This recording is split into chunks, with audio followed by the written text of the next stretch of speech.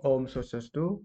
Baik, perkenalkan nama saya Dewa Komarki Wisnu dengan NIM 21151010006 dan saya dari kelompok 15 dan teman saya itu Gusti Ngurah Kadek Rian Atyana dengan NIM 21151011034 dan Iwayan Wahyu Kusuma dengan NIM 21151011035. Baik, langsung saja untuk materi bagian pertama saya menjalankan nomor satu. Kita baca dari soalnya menurut jawaban saya. Pertama yaitu bagian satu nomor satu traveling salesman problem. Kita tahu bahwa Hamiltonian cycle adalah cycle yang atau sirkuit yang mengunjungi setiap simpul pada graf tepat satu kali. Nah, di pertanyaan pertama, pertanyaan A, yaitu buatlah sebuah algoritma brute force untuk menemukan sirkuit Hamilton dengan bobot minimum. Baik, eh, dan ini jawaban saya. Pertama, kita memeriksa setiap lintasan Hamilton dari graf lengkap N simpul. Nah, kemudian kita memeriksa semua sirkuit Hamilton dari graf lengkap N simpul. Dan kemudian kita menentukan awal titik. Dan selanjutnya menghitung bobot di setiap sirkuit yang ditemukan pada langkah kedua. Dan selanjutnya mengevaluasi bobot di setiap sirkuit Hamilton yang ditemukan pada langkah keempat. Lalu akhirnya memilih sirkuit Hamilton dengan bobot minimum. Baik, untuk pertanyaan yang B, periksalah kebenaran dari algoritma yang Anda rancang. Baik, di sini saya langsung memberikan contoh. Diberikan sebuah paragraf lengkap dengan 4 titik, ya, seperti gambar ini. Dan kita harus memeriksa setiap lintasan Hamilton dari graf lengkap. Diketahui bahwa ada titik A, titik B, titik C, dan titik D. Dari graf tersebut kita awali dari titik A dan didapatkan sirkuitnya, kemudian kita hitung bobot setiap graf yang sudah ditemukan. Yang pertama kita dapat dari A ke B ke C ke D dan ke A lagi. Dengan kita dapat bobotnya 5 ditambah 3 ditambah 2 ditambah 1 sama dengan 11. Kemudian yang kedua kita dapat dari A ke B ke D ke C ke A dengan bobot 5 ditambah 8 ditambah 2 ditambah 7 sama dengan 22. Dan nomor 3 kita dapat sirkuit dari A ke C, C ke B, B ke D, dan D lagi balik ke A dengan bobot 7 ditambah 3 ditambah 8 ditambah 1 sama dengan 19. Dan kemudian kita dapat sirkuit keempat yaitu dari A ke C, ke D, ke B, dan ke A lagi. Dengan bobot yaitu 7 tambah 2 tambah 8 tambah 5 sama dengan 22.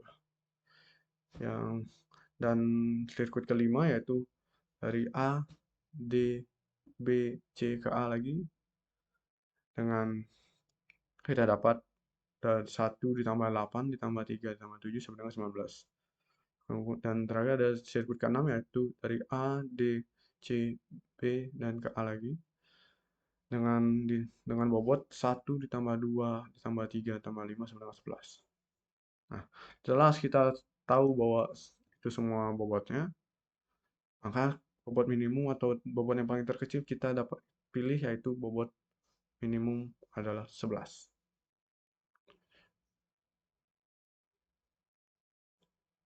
Itu yang di sini ada salah. Yang pertanyaan C yaitu buatlah sebuah graf lengkap dengan 5 titik, kemudian ilustrasikan algoritma Anda pada graf tersebut.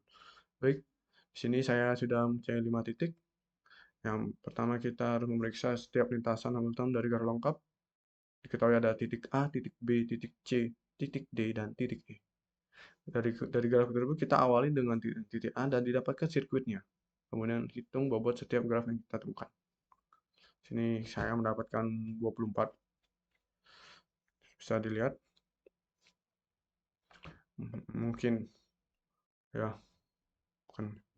Saya lihat dari sirkuit pertama yaitu A, B, C, D, E, A lagi dengan dapatkan total bobot 30.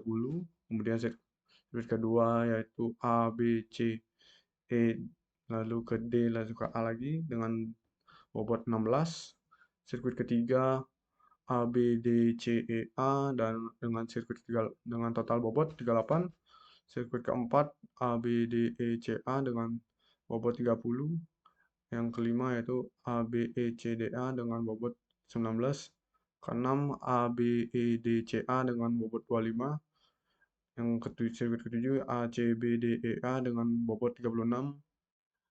Sirkuit ke-8 A, C, B, E, D, A dengan bobot 17. 9 kalau sirkuit 9 A, C, D, B, E, A bobot 39.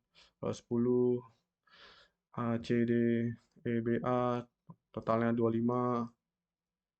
Lalu yang ke-12 A, C, E, D, B, A 30 dan seterusnya saya ngecek satu persatu.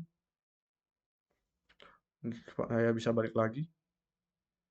Dan dari total semua ada 30, 25, 15, 19, 17, dan 16, 25, 39, 30, dan terakhir 33. Terakhir yaitu A, E, D, C, B, A. Saya dapat 30. Nah, setelah semua diketahui semua bobotnya, dapatlah bobot minimum yang paling terkecil ya dapat dipilih yaitu minimum dari 15. 15. Ah, maaf. Oh iya, ini saya nggak bisa salah itu. 19, 10, 20, 3, 25. 25, mohon maaf saya kesalahan bahwa ternyata yang di sini paling kecil adalah 16.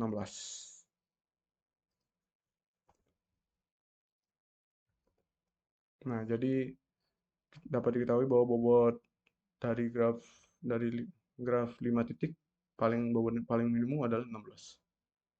Seperti ini.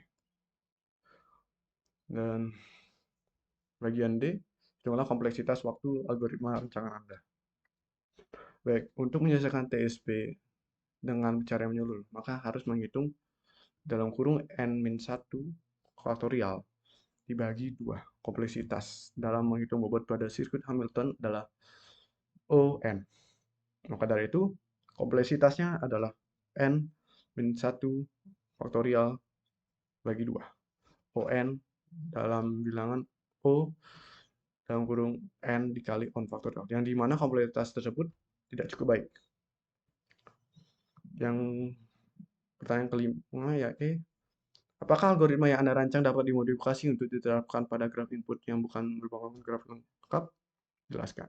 Baik, di sini saya sudah mencoba, saya sudah meriset lagi juga. Jadi bahwa dalam algoritma ini tidak dapat dimodifikasi secara langsung karena harus memeriksa semua simpul yang lengkap. Jadi tidak ada kemungkinan bila ada simpul yang tidak lengkap.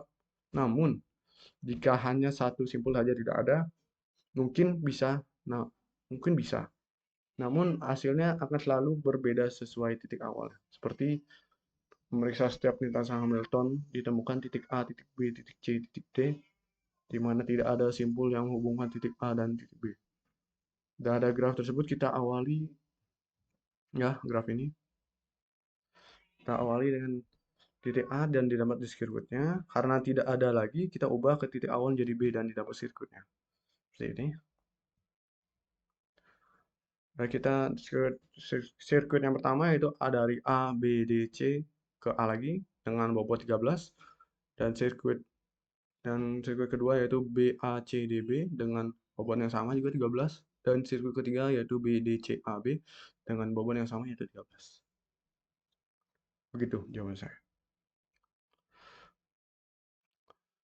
Baik, selanjutnya yaitu bagian 2, yaitu bagian 2 nomor 1 yaitu barisan Fibonacci. Kemudian kita baca soalnya dulu yaitu ingat kembali definisi dari barisan Fibonacci. Barisan Fibonacci adalah barisan bilangan yang setiap elemennya merupakan penyebelahan dari dua bilangan sebelumnya, mulai dari 0 dan 1. Ya, seperti ini. Lalu pertanyaan bagian A yaitu bagaimana definisi atau formula dari barisan Fibonacci secara rekursif. Baik, jawaban saya yaitu barisan Fibonacci adalah bilangan yang merupakan hasil dari penyebelahan dari dua bilangan sebelumnya. Bilangan tersebut mulai dari angka 0 dan 1. 0 sebagai bilangan pertama dan 1 sebagai bilangan kedua. Kemudian tiap bilangan selanjutnya dihitung dengan menjumlahkan dua bilangan sebelumnya. Dengan matematika seperti ini, f0 sama dengan 0, f1 sama dengan 1, fn sama dengan fn min 1 plus fn min 2 untuk n lebih dari 1. Seperti yang kita ketahui bahwa fungsi rekursif adalah fungsi yang memanggil dirinya sendiri dengan argumen yang berbeda sampai mencapai kondisi dasar yang merupakan kondisi di mana fungsi tersebut memanggil dirinya sendiri. Dalam kasus fungsi rekursif Fibonacci, ini memiliki base case yaitu 0 dan 1. Untuk bilangan yang lebih dari 1, fungsi akan memanggil dirinya sendiri untuk menghitung dua bilangan sebelumnya dan menjumlahkan untuk mendapatkan bilangan Fibonacci yang diinginkan. Baik, untuk pertanyaan bagian B, buatlah sebuah algoritma rekursif untuk mengoreksi barisan Fibonacci dengan n elemen. N diberikan sebagai input. Baik, ini berdasarkan jawaban saya bahwa pertama kita tulis function Fibonacci n, dan if n sama dengan 0 maka akan kembali ke 0, dan jika n sama dengan 1 maka kembali ke 1, dan jika tidak maka akan kembali ke Fibonacci n min 1 plus Fibonacci n min 2 dengan n integer yang arti yaitu input dari user berupa integer dan perintah input yaitu number of Fibonacci, jadi Fibonacci yang angka Fibonacci yang diinginkan.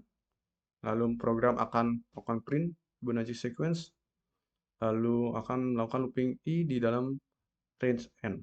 Kemudian program ngeprint Fibonacci i hasil looping tadi. Dan pertanyaan bagian C yaitu buktikan kebenaran algoritma yang Anda rancang. Baik, di sini saya membuktikan bahwa jika kita memasukkan n dengan nilai 0, maka hasilnya akan 0. Begitu pula dengan nilai 1, hasilnya akan 1. Namun, jika kita memasukkan n dengan nilai 4 yang merupakan lebih dari 1, maka nilai A akan hasil dari jumlahan dua bilangan sebelumnya. Dengan F4 sama dengan F4 min 1 ditambah F4 min 2 sama dengan F3 ditambah F2, di mana hasilnya ada 2 ditambah 1 sama dengan 3. Baik. Bagian D yaitu ilustrasikan sebuah contoh alur kerja algoritma tersebut, misal dengan mengambil sebuah nilai n lebih dari sama dengan 10. Baik, karena ini nilai n lebih dari sama dengan 10, maka kita akan coba mengambil n sama dengan 2. Karena n sama dengan 12. Karena 12 lebih dari sama dengan 10. Baik, pertama program akan menghimpun nilai 0 dan langsung F0 sama dengan 0 karena jika n bernilai 0 maka hasilnya 0. Begitu juga dengan 1, F1 sama dengan 1 karena jika n bernilai 1 maka hasilnya 1. Dan selanjutnya F2 karena n lebih dari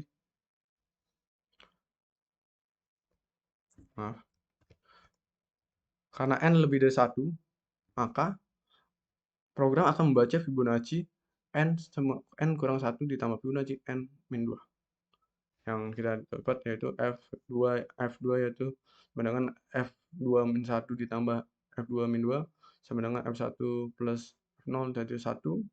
Kemudian program menambah 1 yaitu F3, jadinya F3 min 1 ditambah F3 min 2 sama dengan F2 ditambah F1 dapat hasilnya 2 yaitu F, dan kemudian F4 min 1 ditambah F4 min 2 sama dengan F3 plus F2 sama dengan 3, selanjutnya 5, 6, jadi ya seperti F5 min 1 ditambah F5 min 2 sama dengan F4 ditambah F3, ya itu diambil sini dari 3 ditambah 2 maka hasilnya 5, dan akan terjadi looping lagi F6 di mana F6 min 1 ditambah F6 min 2 sama dengan F5 ditambah F4 yaitu 5 ditambah 3 yang mana 8, kemudian F7 di mana program akan menjumlahkan 8 ditambah 5, 13, selanjutnya hingga F11 sama dengan F11 min 1 ditambah F11 min 2 sama dengan F10 ditambah F9 dari jumlah 55 ditambah 34 yang totalnya 89. Maka program akan tampilkan seperti ini. Nambah Fibonacci 12. 12 dari inputan user, lalu ini hasilnya.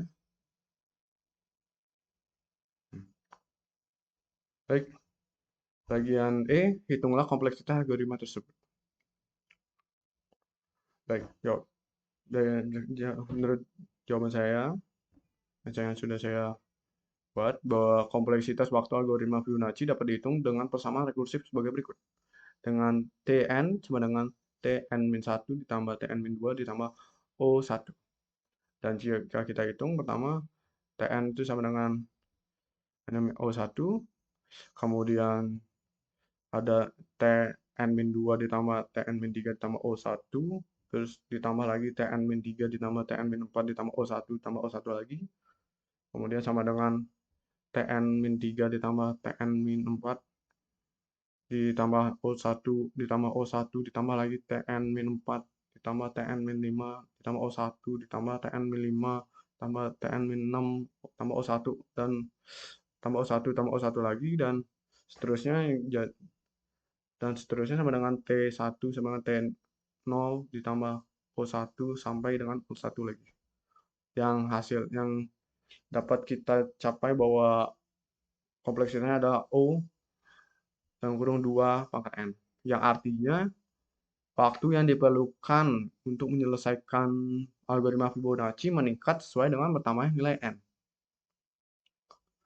Baik, untuk bagian F yaitu implementasikan algoritma tersebut pada bahasa pemrograman favorit Anda dan coba jalankan pemrograman tersebut dengan beberapa input sederhana. Baik, di sini ada codingan saya. Seperti ini. Kita bisa ke codingan sebentar. Baik, ini saya buat dari Google Colab.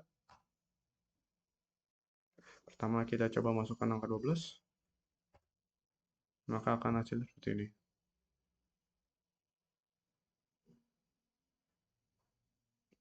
Baik, itu yang bagian B. Apakah algoritma Anda dapat diubah menjadi algoritma brute force? Jika iya, jelaskan bagaimana. Jika tidak, jelaskan mengapa. Baik, setelah saya baca, setelah saya utak-atik, setelah saya berdiskusi, saya saya sendiri dapat menyimpulkan bahwa algoritma yang saya buat tidak termasuk dalam algoritma brute force karena algoritma Fibonacci rekursif memecahkan submasalah dengan melalui fungsi rekursif. Sedangkan algoritma brute force menyelesaikan setiap submasalah secara langsung tanpa memperhatikan efisiensi solusinya.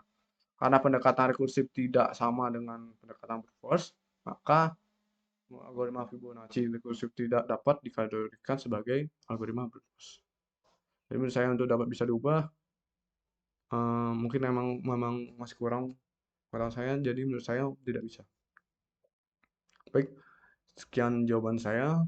Saya Dewa Lagi Belangsung. Saya ucapkan terima kasih. Om Santi Santi Om.